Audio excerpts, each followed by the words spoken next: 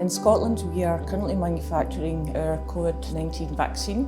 This vaccine is based on the platform that we use for our current commercial product in Livingston, which is a vaccine against Japanese encephalitis, and we've been manufacturing commercially now for over 10 years. The COVID vaccine that we are manufacturing is based on that technology.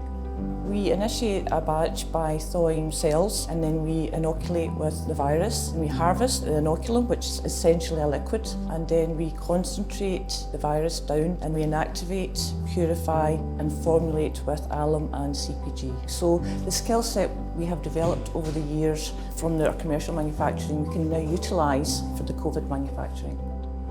I feel very humbled and very excited to be contributing to the global COVID-19 response. I think everybody at the moment really hopes that they can help and make a difference, and I like to think that I can help someone get in touch with their family or be able to go out or even just prevent them from getting the disease and save their life. I take pride in the really high standards we work to. It's important work where we're helping to prevent deadly diseases across the world.